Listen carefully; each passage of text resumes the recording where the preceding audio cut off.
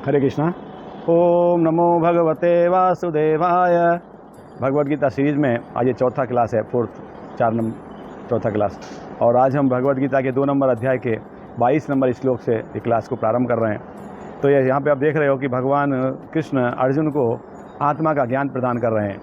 तो 22 नंबर श्लोक में भगवान बता रहे हैं अर्जुन से, वंसांसि जीर्णा नियथा विहाय नवानि गृह्णाति नरोपराणि तथा शरीराणि विहाय जीर्णा नन्यानि संयाति नवानि देहि। भगवान बता रहे हैं अर्जुन से, जिस प्रकार मनुष्य पुराने वस्त्र को त्याग कर नए वस्त्र धारण करता है, उसी प्रकार आत्मा पुराने और तथा व्यर्थ शरीर को त्याग कर नवीन भौतिक शरीर धारण करती है।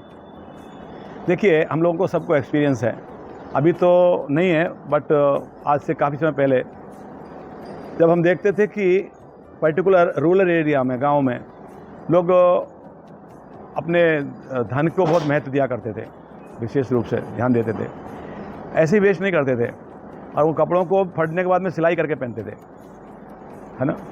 तो अब कोई व्यक्ति का कोई शर्ट वो धो रहा है, पुराना हो गया पहनते पहनते, तो क्या जैसे उसको निचोड़ने जाएगा तो वो फट जाएगा, खिंच जाएगा।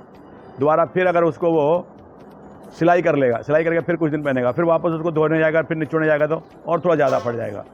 फिर उसको क्या करेगा, और एक बार सिलाई कर सकता है, और दोबारा जब उसको निचोड़ने जाएगा तो बहुत गल गया है कपड़ा, एकदम जीर्ण तीर्ण हो गया है, पूरा फट जाएगा। फिर उसको रिपेयरिंग नहीं पॉसिबल नहीं है, वो क्या करेगा, फिर हटा देगा उसको, फिर दूसरा कपड़ा लेगा पहनने के लिए। ठीक उसी प्रकार से जब हमारा शरीर ये जीर्ण शीर्ण हो जाता है, जब आत्मा के किसी कार्य का नहीं बचता है शरीर, तो आत्मा इस शरीर को त्याग देती है। और त्याग देने के बाद फिर आत्मा को शरीर तो चाहिए, है ना। तो फिर आत्मा क्या करती है, दूसरा शरीर स्वीकार कर लेती है। तो वांसांसि जीर्णानि यथा विहाय, जैसे व्यक्ति फटे हुए पुराने कपड़ों को त्याग कर नए कपड़े धारण करता है, उसी प्रकार से आत्मा पुराने जर्जर शरीर को त्याग कर नया शरीर धारण करती है, इस प्रकार से। तो आगे भगवान कहते हैं, नैनम छंदति शस्त्राणि नैनम दहति पावकः ने चैनम कल्यंतापो ना शोषति मारुतः। भगवान कहते हैं, ये आत्मा न तो कभी किसी शस्त्र द्वारा खंड खंड किया जा सकता है, न अग्नि द्वारा जलाया जा सकता है, न जल द्वारा भिगोया जा सकता है, और न ही वायु के द्वारा सुखाया जा सकता है। किसी भी प्रकार से आत्मा को आप नष्ट नहीं कर सकते। तो पहले प्रभुपाद जी बता रहे हैं अपने तात्पर्य में, पहले ऐसे अनेकों प्रकार के हथियार हुआ करते थे। अग्नि का अस्त्र हुआ करता था, जल का अस्त्र हुआ करता था, महाभारत के युद्ध में आप देखा होगा आपने, और वायु का अस्त्र हुआ करता था, इस प्रकार से। तो भगवान ये बता रहे हैं, और ऐसे मेटल के अस्त्र हुआ करते, शस्त्र अस्त्र हुआ करते थे। तो ऐसे किसी प्रकार के अस्त्र से कोई मार नहीं सकता आत्मा को। नैनम छंदति शस्त्राणि, शस्त्र मतलब जस्ट लाइक तलवार, तलवार से। नैनम दहती पावक मतलब अग्नि जला नहीं सकती। न चैनम कलजंतापो, जल के द्वारा उसको गलाया नहीं जा सकता, भिगोया नहीं जा सकता। ना शोषति मारुत है, हवा उसको सुखा नहीं सकती। तो आत्मा इस प्रकार से अजर अमर है। फिर आगे भगवान कहते हैं, ये आत्मा अखंडित है, अघुलनशील है, घुलता भी नहीं है, किसी चीज़ में घुल जाएगा ऐसा नहीं है ये, और खंड भी नहीं होगा, टुकड़ा भी नहीं होगा उसका। ऐसा नहीं एक आत्मा में से एक टुकड़ा कर दिया, 2 आत्मा हो गई, एक अलग हो गई, एक अलग नहीं, खंड ही नहीं होगा उसको, है ना। नहीं जलाया जा सकता है, नहीं सुखाया जा सकता, ये शाश्वत है, सर्वव्यापी है, सर्वव्यापी है, शरीर में, पूरे शरीर में व्याप्त है, चेतना के रूप में, एज ए कॉन्शियस, पूरे शरीर में व्याप्त है आत्मा। और अविकारी है, इसमें कोई विकार नहीं है आत्मा में। जो व्यक्ति के अब देखो, व्यक्ति के अंदर विकार हो सकता है, तो वो विकार भी भौतिक है, आत्मा आध्यात्मिक है, विकार आध्यात्मिक हो ही नहीं सकता। ये शरीर भौतिक है, विकार भी भौतिक है, हमारी इंद्रियां भी भौतिक है ना, इंद्रियों के विषय भी भौतिक हैं। तो अविकारी है आत्मा, स्थिर और सदैव एक सा रहने वाला है, इसमें कोई परिवर्तन नहीं होता। ऐसा नहीं है व्यक्ति वृद्ध हो गया तो आत्मा वृद्ध हो गई है, आत्मा जर्जर हो गई है, बूढ़ी हो गई, नहीं, आत्मा वैसे ही रहेगा। कभी कभी आप देखते हो वृद्ध व्यक्ति भी, उसमें भी जोश है, वो कूदना चाहता है, नृत्य करना चाहता है, कीर्तन में कीर्तन हो रहा है, उसको भी लगता है मैं भी नृत्य करूं, सब नृत्य कर रहे हैं कीर्तन में भगवान के समक्ष, मगर नहीं कूद सकता। आत्मा के अंदर है, आत्मा का स्वभाव है, मगर शरीर साथ नहीं देता है। तो ये जो कैसा है, एक सा रहने वाला है आत्मा, जैसे बचपन में, जैसे युवावस्था में, ऐसे ही वृद्धावस्था में। और शरीर त्याग के दूसरा शरीर धारण करने के बाद भी आत्मा उसी प्रकार का रहेगा। देहि निस्मृता देहे कौमारम यौवनम जरा तथा देहांतर प्राप्ति धीरज तत्र न मुह्यति। हाँ, ये श्लोक अभी कुछ ही देर इससे पहली क्लास में चर्चा किए थे हम। तो आत्मा में परिवर्तन नहीं होगा, शरीर परिवर्तित होगा, बाल्यावस्था, युवावस्था, वृद्धावस्था और फिर नया शरीर। ये परिवर्तन शरीर के हो रहे हैं, आत्मा में नहीं हो रहा। फिर कह रहे हैं यह आत्मा अव्यक्त है, अकल्पनीय है, अपरिवर्तनीय है। अव्यक्त है, अव्यक्त मतलब अदृश्य है, व्यक्त नहीं, हमको दिख नहीं रही आत्मा, अदृश्य है। आप आत्मा को देख नहीं सकते, आप महसूस कर सकते हो। अगर किसी व्यक्ति के शरीर में चेतना नहीं है तो आप ये महसूस कर सकते हो इसमें आत्मा नहीं है, क्योंकि चेतना के द्वारा ही आत्मा को जाना जा सकता है। और अकल्पनीय है, कल्पना भी नहीं कर सकते आप इसके वजह, आत्मा ऐसा होगा, आत्मा वैसा होगा, आत्मा ऐसा होगा। देखिए एक हाथी है, कितना बड़ा शरीर है, और एक चींटी है, कितना छोटा सूक्ष्म शरीर है, मगर उसका आत्मा और उसका आत्मा दोनों का साइज में फ़र्क नहीं होगा। अच्छा, हाथी का आत्मा 20 किलो का होगा, चींटी का आत्मा 0.0 मिलीग्राम्स में होगा, ऐसा नहीं है। वो चेतना है, कॉन्शियसनेस है, अकल्पनीय, आप कल्पना भी नहीं कर सकते उसके विषय में। और अपरिवर्तनीय, बदलता नहीं है, कभी परिवर्तन नहीं होता उसमें। जब तुम ये समझ जाओगे आत्मा अव्यक्त है, अकल्पनीय है, अपरिवर्तनीय, नैनम छंदि शस्त्राणी, नैनम दहति पावक है, न चैनम कल्यंतापो, न शोषति मारित है, किसी भी प्रकार से नष्ट नहीं किया जा सकता, अजन्मा है, जन्म ही नहीं हुआ उसका, ना ही आगे कभी जन्म होगा। ये सब अगर तुम जान जाओगे तो फिर तुम्हें शरीर के लिए क्यों शोक कर रहे हो? ये भी तुम्हें समझ गए कि द्रोणाचार्य हैं, चाहे पितामह भीष्म हैं, चाहे जो भी कौरव में जो भी जिनको भी आप सोच रहे हो कि ये मर जाएंगे, नष्ट हो जाएंगे, खत्म हो जाएंगे, आत्मा कब मर रहा है, आत्मा कब खत्म हो रहा है, आत्मा नष्ट हो ही नहीं रहा। अगर तुमको ये ज्ञान हो गया है तो फिर ये शरीर के लिए फिर क्यों चिंता कर रहे हो? शरीर तो ऐसे भी नहीं रहने वाला है, आत्मा को कोई मार नहीं सकता, शरीर कोई बचा के नहीं रख सकता। कोई व्यक्ति है, कोई प्रयास करे, कितना भी जिम जाए, बॉडी बनाए, एक्सरसाइज करे, कुछ भी करे, हाँ, मैं ये शरीर को नष्ट नहीं होने दूंगा, इज इट पॉसिबल? नो, सवाल ही नहीं है।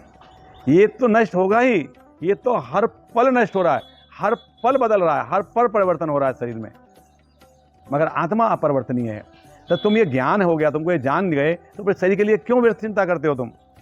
कहते हैं किंतु यदि तुम ये सोचते हो कि आत्मा या जीवन का लक्षण सदा जन्म लेता है और सदा मरता है, तो भी है महाभाव, तुम्हें शोक करने का कोई कारण नहीं है। अगर तुम कहते हो कि आत्मा मर जाएगा और वापस जन्म लेगा, तो फिर क्यों शोक कर रहे हो? जन्म लेगा ना, मर जाएगा तो वापस जन्म लेगा। अभी तुम्हारे जो ग्रैंडफादर हैं अभी ये शरीर में नहीं रहेंगे, दोबारा फिर वापस जन्म लेंगे, तो दोबारा जन्म लेंगे तो उनको नया शरीर मिल जाएगा, और अच्छी बात हो गई। इस प्रकार से तो तुम शोक करने का कोई कारण नहीं है, क्यों शोक कर रहे हो? ऐसे जातस्य ही ध्रुवो मृत्यु ध्रुवम जन्म मृतस्य च तस्मात् परिहारार्थे न तुम सोचतुम अर्हसि। कह रहे जिसने जन्म लिया है उसकी मृत्यु निश्चित है, जिसने जन्म लिया है उसकी मृत्यु निश्चित है, और मृत्यु के बाद पुनर्जन्म भी निश्चित है, मृत्यु के बाद फिर से जन्म होना भी वह भी निश्चित है। अतः अपने अपरिहार्य कर्तव्य पालन में तुम्हें शोक नहीं करना चाहिए। तुम्हारा जो कर्तव्य है अपरिहार्य मतलब जिससे बचा ना जा सके, अपरिहार्य, अनऑप्शनेबल, उसका कोई ऑप्शन नहीं है जिससे बचाना। एक तो ये जो राजा का कार्य है युद्ध करना, अपरिहार्य है, वो उससे बचा नहीं जा सकता, उसके लिए तुमको शोक नहीं करना चाहिए। शोक करने कोई कारण ही नहीं है, क्यों? कि जिसने जन्म लिया उसकी मृत्यु निश्चित है, और मृत्यु है तो फिर उसका जन्म भी निश्चित है, तो फिर शोक क्यों कर रहे हो? देखो, अगर आप बोल रहे हो कि मेरे पितामह भीष्म का जन्म होता है, वो जन्म लेते हैं, तो फिर जन्म लिया तो मृत्यु भी होगी उनकी, अब मृत्यु होगी तो फिर वापस फिर जन्म होगा। क्यों? क्योंकि आत्मा का स्वभाव, आत्मा कभी नष्ट नहीं होता, शरीर बदलता है। तो इस प्रकार से तुमको शोक करने की कोई आवश्यकता नहीं है। फिर कहते हैं अव्यक्तादिनी भूतानि व्यक्त मध्यानि भारत अव्यक्त निधनान्येव तत्र का परिवेदनः परिदेवनः। तो कहते हैं सारे जीव प्रारंभ में अव्यक्त रहते हैं, सारे जीव प्रारंभ में अव्यक्त रहते हैं।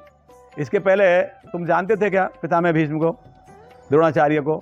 नहीं, अव्यक्त थे, और मध्य अवस्था में व्यक्त हो जाते हैं, और विनष्ट होने पर पुनः अव्यक्त हो जाते हैं। अरे शोक करने की क्या आवश्यकता है?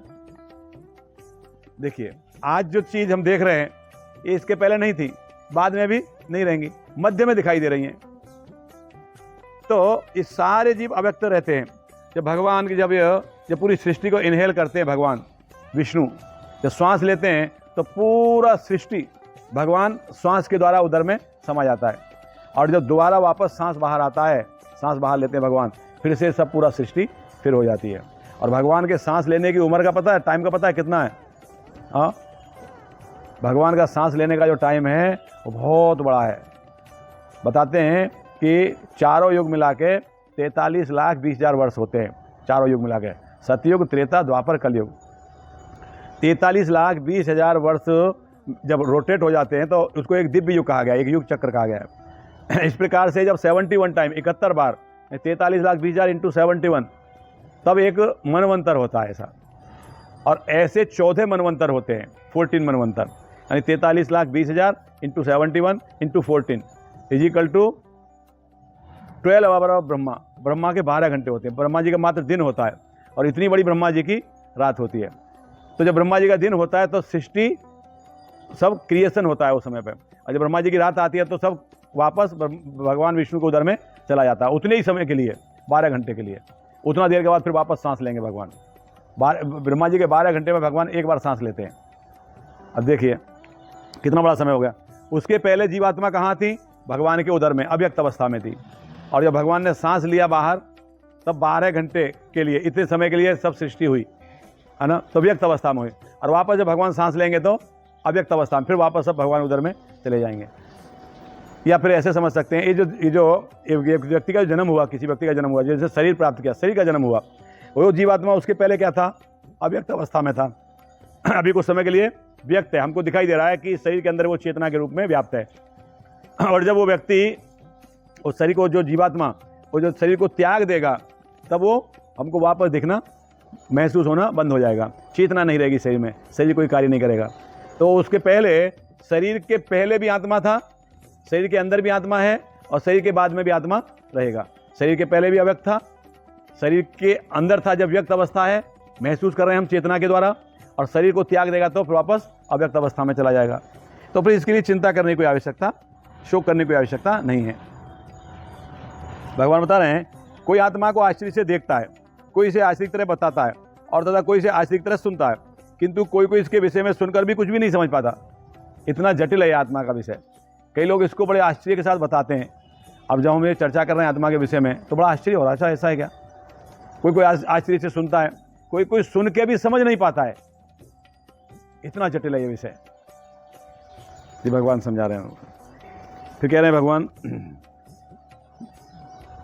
हे भरतवंशी, शरीर में रहने वाले देही, ये जो शरीर के अंदर जो निवास कर रहा है देही जीवात्मा का कभी वध नहीं किया जा सकता, अतः तुम्हें किसी भी जीव के लिए शोक करने की आवश्यकता नहीं है। जो शरीर के अंदर जो जीवात्मा है इसका वध नहीं किया जा सकता, कोई इसको मार नहीं सकता। इसके पहले ही चर्चा हुई थी, इसके पहले क्लास में चर्चा की, नैनम छंदति शस्त्राणि नैनम दहति पावक न चैनम कलजंतापो न शोषति मारुत है। कोई इसको काट नहीं सकता, कोई जला नहीं सकता, कोई गला नहीं सकता, कोई सुखा नहीं सकता। ऐसा आत्मा अजर अमर है, तो इसके लिए शोक करने की कोई आवश्यकता नहीं है, क्योंकि इसका वध ही नहीं किया जा सका। और कह रहे हैं, क्षत्रिय होने के नाते अपने विशिष्ट धर्म का विचार करते हो तुम्हें जानना चाहिए कि धर्म के लिए युद्ध करने से बढ़कर तुम्हारे लिए अन्य कोई कार्य नहीं है, अतः तुम्हें संकोच करने की कोई आवश्यकता नहीं है, क्योंकि तुम क्षत्रिय हो। और क्षत्रिय का कार्य क्या है? युद्ध करना। क्यों युद्ध करना? क्षत्रिय का कार्य है क्षति से रक्षा करना, क्षति से बचाना। तो to maintain law and order in society, it is the prime responsibility of a king. और एक क्षत्रिय राजा का प्रथम जिम्मेदारी है समाज में न्यायिक व्यवस्था कायम करने के लिए, लागू करने के लिए, और उसके लिए उसको दंड का भी सहारा लेना पड़ेगा, तो लेना चाहिए। इस प्रकार से क्षत्रिय होने का, आप युवा क्षत्रिय हो तुम, और उसको तुम्हारा विशिष्ट धर्म क्या है उसको तुम्हें जानना चाहिए। तुम्हारा धर्म है युद्ध करना, न्याय की स्थापना करना, और इसके अलावा तुम्हारा और कोई कार्य नहीं है। तुम्हारा एक ही कार्य है, युद्ध करके न्याय व्यवस्था को लागू करना। और इसके लिए तुम संकोच मत करो। अगर तुम संकोच करते हो तो तुम अपने धर्म से, अपने कर्तव्य से पीछे हट रहे हो। कह रहे हैं, हे पार्थ, वे क्षत्रिय सुखी हैं जिन्हें ऐसे युद्ध के अवसर अपने आप प्राप्त होते हैं, जिससे उनके लिए स्वर्गलोक के द्वार खुल जाते हैं। तो कहते हैं कि अगर क्षत्रिय की मृत्यु युद्ध में होती है ना, तो उसको स्वर्ग के रास्ता उसके लिए खुल जाता है, स्वर्ग के द्वार खुल जाते हैं। तो युद्ध में शरीर त्यागने से क्षत्रिय स्वर्ग को प्राप्त करता है। और अगर अर्जुन युद्ध में शरीर भी छोड़ देंगे तो उनको स्वर्ग मिलेगा, और अगर युद्ध न करके भागेंगे युद्ध से तो उनको अपयश मिलेगा, लोग बोलेंगे कायर था। इसलिए भगवान समझा रहे हैं कि तुम उनको अपने धर्म का पालन करो। भगवान आगे कहेंगे 4 नंबर अध्याय में आएगा, चतुर्वर्ण्यम मया शिष्टम गुण कर्म विभाग से। भगवान ने 4 वर्ण बनाए गुण और कर्म के आधार पर। तो अर्जुन का गुण और कर्म के आधार पर, अर्जुन क्षत्रिय था तो उसको क्षत्रिय के धर्म का पूरा उसका अपना पालन करना चाहिए था। ये भगवान उनको समझा रहे हैं। फिर आगे भगवान कहते हैं किंतु यदि तुम युद्ध करने के स्वधर्म को संपन्न नहीं करते हो तो निश्चित रूप से अपने कर्तव्य की उपेक्षा करने का पाप लगेगा और तुम योद्धा के रूप में अपना यश खो दोगे। अभी तक तुम्हारा बहुत नाम है, अब तुम्हारा यश है, अर्जुन बहुत बड़ा योद्धा है। अगर तुम युद्ध नहीं करोगे तो यही राजा तुमको क्या कहेंगे, देखो कैसा व्यक्ति है, डर के भाग गया, कायर है, युद्ध करने से भग रहा है, इस प्रकार से। और कह रहे हैं भगवान लोग सदैव तुम्हारे अपयश का वर्णन करेंगे। सम्मानित व्यक्ति के लिए अपयश तो मृत्यु से ही बढ़कर है। अगर कोई सम्मानित व्यक्ति है उसके लिए जो अपयश है ना वो मृत्यु से ही बढ़कर है। तो अपयश यानी यश का वो खत्म हो जाना, यश का नष्ट हो जाना, यश अपने यश को भुला देना, ये अपयश हो जाना। अपयश मृत्यु से भी बड़ा है, मृत्यु से ही बढ़कर है। जिन महान योद्धा ने तुम्हारे नाम और यश को सम्मान दिया है वे सोचेंगे तुमने डर के मारे युद्धभूमि छोड़ दी और इस तरह तुम्हें तुच्छ मानेंगे। अभी तक जो लोग तुम्हारे जो तारीफ कर रहे थे वही लोग तुम्हारे बारे में कहेंगे व्यक्ति डर के भाग गया, कायर था। इसलिए तुमको युद्ध करना चाहिए, युद्ध से भागना नहीं चाहिए। इस प्रकार से 35 नंबर श्लोक तक आज हमने चर्चा किया इस क्लास में और 36 नंबर श्लोक से अगली क्लास में चर्चा करेंगे। हरे कृष्णा।